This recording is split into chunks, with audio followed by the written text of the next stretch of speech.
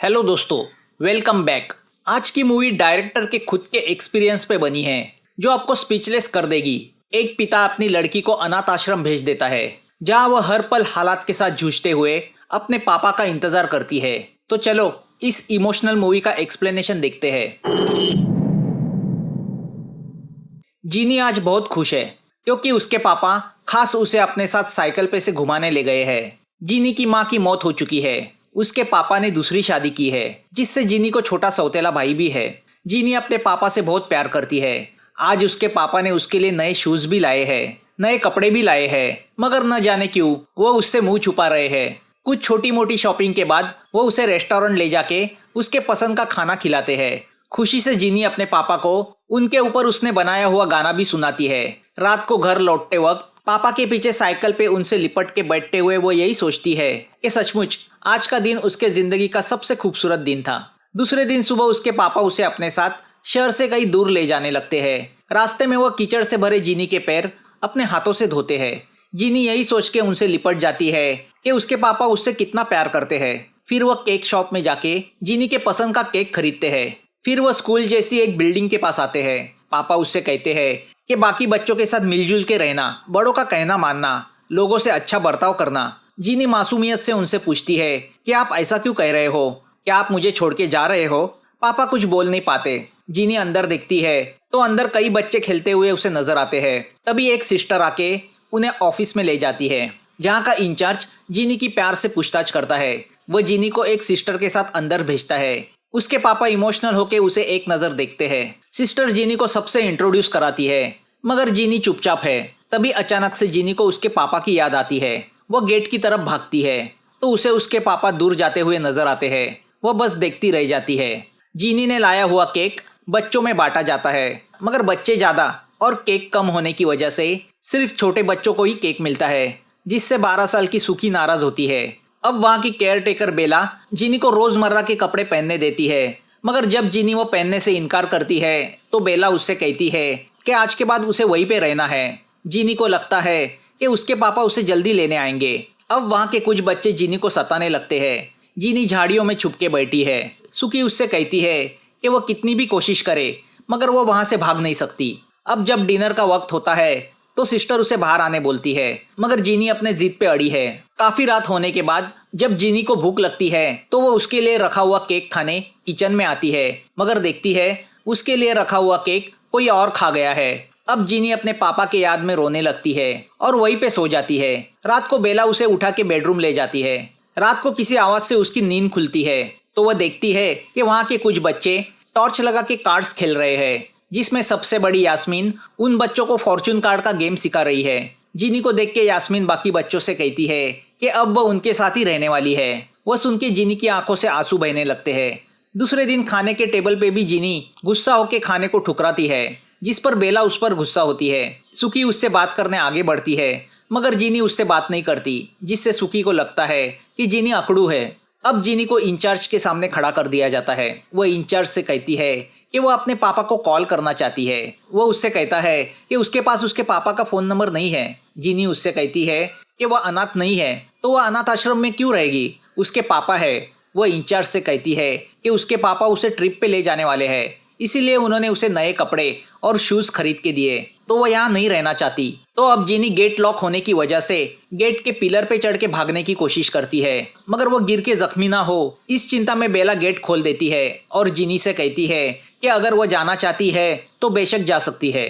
जीनी अनाथ आश्रम से निकलती तो है मगर उसे पता नहीं होता उसे जाना कहाँ है। रात को जब उसे भूख लगती है तो वह फिर से अनाथ आश्रम लौटती है और बर्तन में बचा कुचा खा लेती है मगर उसे अपनी किस्मत पे रोना आता है। उसके अपने पापा ने झूठ बोल के उसे अनाथ आश्रम लाया था। रात को जब वह सोने जाती है तो देखती है सुखी खून के धब्बे लगे कपड़े धो रही है। जब सुखी को पता चलता है कि जीनी ने ये करते उसे देखा है तो वह जीनी को धमकाती है कि अगर उसने किसी को इसके बारे में बताया तो उसकी खैर नहीं। संडे को सब बच्चों को चर्च ले जाने के लिए तैयार किया जाता है। नहा रही जीनी के पास सुखी आके उसे शैम्पू की बोतल देती है और कहती है कि वह डिटर्जेंट से नहीं बल्कि शैम्पू से अपने बाल धोए। चर्च में जीनी एक आदमी को देखती है जो अपनी लड़की के साथ आया है। उसे देख के जीनी को अपने पापा की याद आती है। बाद में बेला जीनी का हेयर कट करती है। वो उससे कहती है कि अगर वह चाहती है कि कोई अच्छी फैमिली उसे एडॉप्ट करे तो उसे अच्छा दिखना और अच्छा बर्ताव करना चाहिए। जीनी उससे कहती है कि वह नहीं चाहती उसे कोई अडॉप्ट करे, क्योंकि एक दिन उसके पापा उसे लेने जरूर आएंगे। अब सब बच्चों को रेगुलर चेकअप के लिए डॉक्टर के पास ले जाया जाता है। जब चेकअप के लिए नर्स जीनी का ब्लड निकालने जाती है तो जीनी उससे कहती है कि जब वह इंजेक्शन चुभोएगी तो पहले उसे बताए। नर्स उसे वादा करती है, मगर ब्लड लेते वक्त वो बिना बताए जीनी को इंजेक्शन चुभोती है, जिस पर जीनी उस पर नाराज होती है कि प्रॉमिस करने के बावजूद उसने उसे बताया नहीं, जिससे पता चलता है कि जीनी को झूठ से नफरत है। डॉक्टर जीनी से पूछता है कि क्या तुम्हें पता है तुम्हें अनाथ आश्रम क्यों छोड़ा गया है? जीनी उससे कहती है, हाँ, एक दिन मैं मेरे छोटे भाई को गोद में उठाने गई तो उसके कंबल में लगी सेफ्टी पिन उसके पैर में चुभ गई, जिससे वो जोर से रोने लगा। मुझे नहीं पता था कि उसे पिन लगी है, मगर पैर से आती खून की बूंदें देख के मेरी सौतेली माँ को लगा कि मैंने वो जानबूझ के किया है। उसने पापा से कहा कि मैं उसके बेबी को मारना चाहती हूँ और शायद इसीलिए मेरे पापा मुझे यहाँ छोड़ गए। उसकी कहानी सुनकर डॉक्टर भी इमोशनल हो जाता है। डॉक्टर उससे कहता है कि ऐसा नहीं है, तुम्हारे पापा चाहते हैं कि तुम किसी अच्छे घर चली जाओ। अब जैसे ही कुछ दिन गुजरते हैं, जीनी की सुकी से दोस्ती हो जाती है। जीनी सुकी से पूछती है कि उस रात क्या तुम्हें चोट आई थी जो तुम खून के धब्बे साफ कर रही थी? सुकी उसे बताती है कि उसके पीरियड्स शुरू हुए हैं, मगर वह ये बात किसी को बताना नहीं चाहती, क्योंकि टीनेज बच्चों को कोई अडॉप्ट नहीं करता।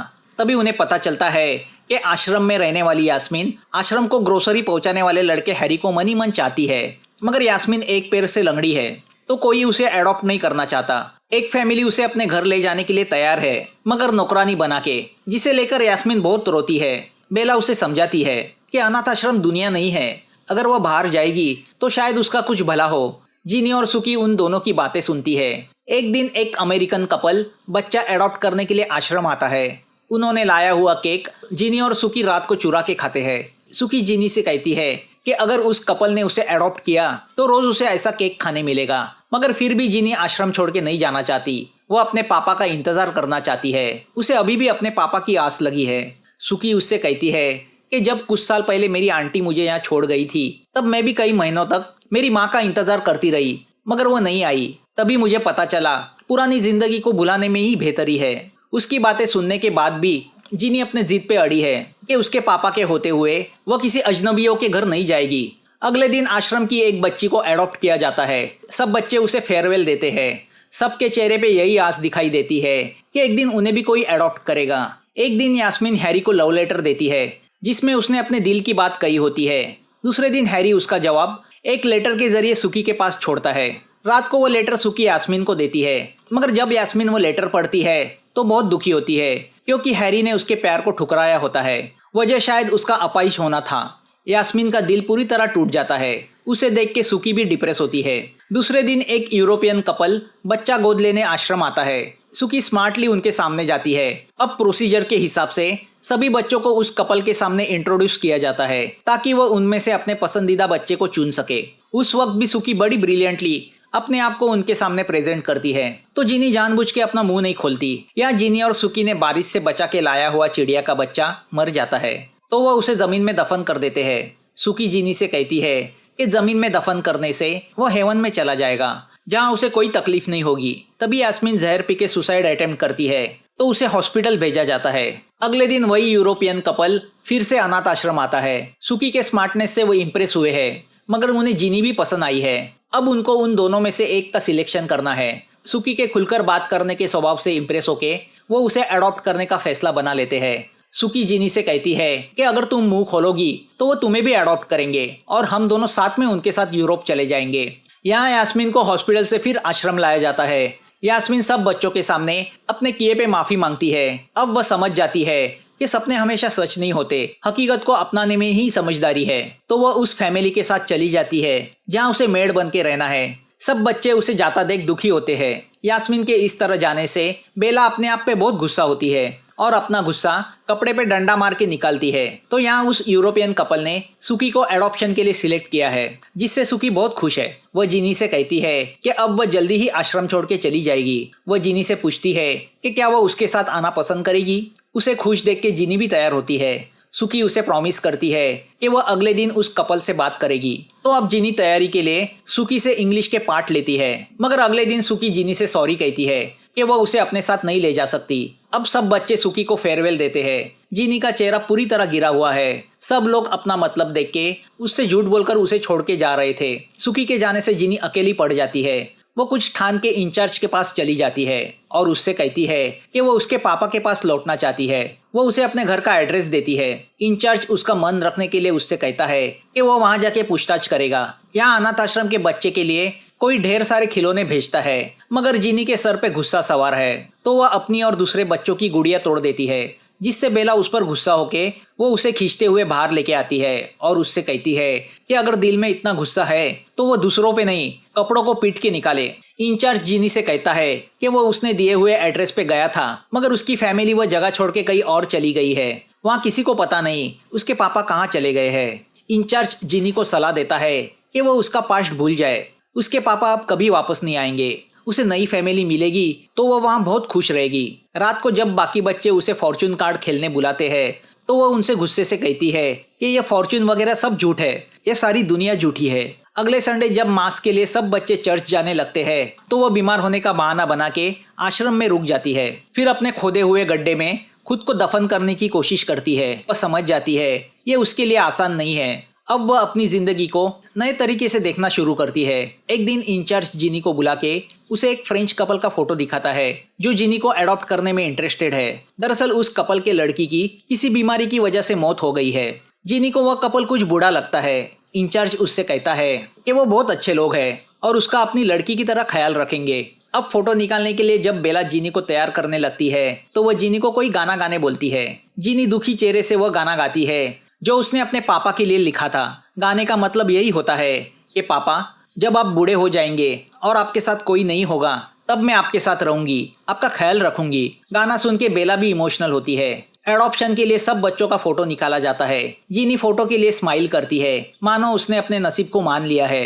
वो फ्रेंच कपल जीनी को एडॉप्ट कर लेता है। तो अब जीनी को फ्रांस भेजने की तैयारी की जाती है। सब बच्चे उसे फेयरवेल देते हैं। बेला उसे जाता देख दुखी होती है। कार से जाते जाते जीनी मुड़ के उस अनाथ आश्रम को देखती है जहाँ वो न जाने क्या सोच के आई थी और अब वो वहां से क्या सोच के जा रही है। जीनी एयरपोर्ट आती है। उसे एक फ्रेंच फैमिली के साथ प्लेन से फ्रांस भेजा जाता है। प्लेन में बैठी हुई जीनी को वह बात याद आती है जब रात के अंधेरे में पापा के साथ साइकिल के पीछे बैठी वह कितने विश्वास के साथ अपने पापा से लिपट जाती थी। ना उसे आसपास के अंधेरे का डर होता था, ना किसी चीज की फिक्र। क्या वही सुख और वही कंफर्ट उसे उसके नए पापा मम्मी से मिलेगा? एयरपोर्ट पे उसे रिसीव करने उसके नए पापा मम्मी आते हैं। उनकी तरह अब जीनी भी उनसे मिलने के लिए उत्सुक है। अपनी ब्रांड न्यू जिंदगी जीने के लिए बेताब है। मूवी यहाँ खत्म होती है। दोस्तों, अगर आपको यह एक्सप्लेनेशन अच्छा लगा हो तो प्लीज़ सब्सक्राइब, लाइक और शेयर कर देना, हमारा हौसला बढ़ाना। फिर मिलेंगे नई मूवी के साथ। Thanks for watching.